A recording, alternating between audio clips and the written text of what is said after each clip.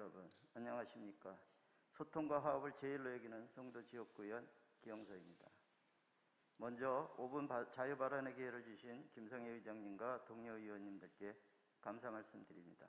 아울러 39만 연수구민의 삶의 질 향상과 구정발전을 위해 애쓰고 계시는 고남석 구청장님과 950여 공직자 여러분께도 감사드립니다. 오늘 본의원이 5분 자유발언을 하게 된 것은 앞서 이강구 의원도 말씀하셨듯이 지역 현안이 중대함을 느끼고 조민경 의원과 같이 의견을 모아 제가 대표로 이 자리에 섰습니다.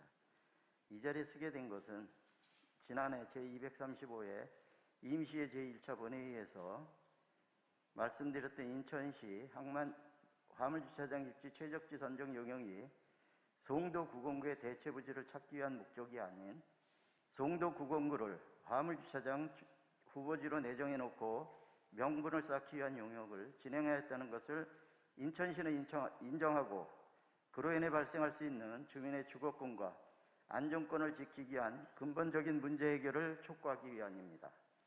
인천시는 지난 16일 송도 909가 화물주차장 최적지라는 용역 결과를 발표하면서 909가 입지 여건을 비롯하여 주거 환경, 경제성 등을 고려할 때 송도 909를 대체할 만한 장소가 없다고 하며 항만 배후 부지에 있어 화물 수요 발생지 처리에 부합하고 교통 편리성이 강점이라고 설명하였습니다.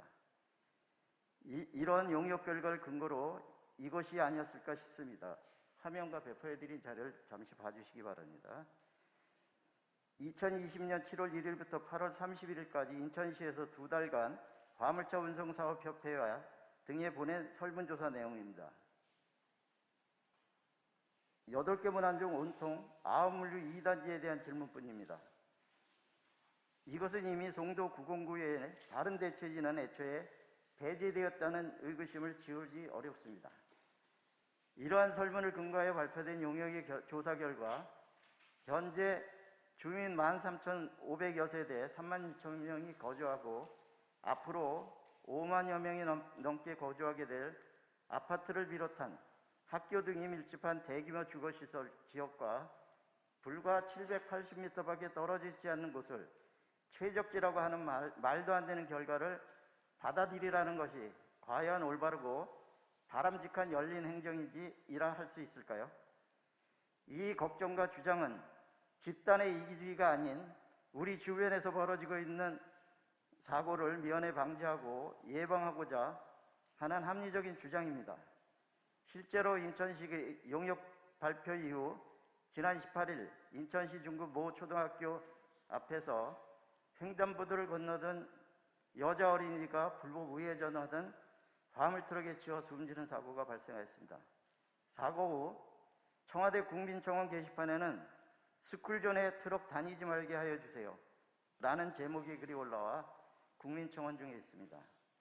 이와 같은 사고의 근원을 미리 끊을 수 있음에도 불구하고 이런 의견을 묵살한다는 것은 인재를 초월하는 일일 것입니다. 박남춘 인천시장님께서도 트위터와 페이스북에 지난주 불법 우회전 화물 차량에 소중한 아이를 잃었습니다. 우리 아이들을 지키기 위한 재발방지 대책이 시급합니다. 오늘도 평범하게 등교하여야 할 아이의 부재가 부모님과 친구들이 느끼고 있을 가늠할 수 없는 슬픔의 깊이가 가슴에 사무칩니다 라고 하셨습니다. 그렇습니다. 인천시와 인천항만공사는 소 잃고 외양간 고치는 일을 하지 말아야 합니다.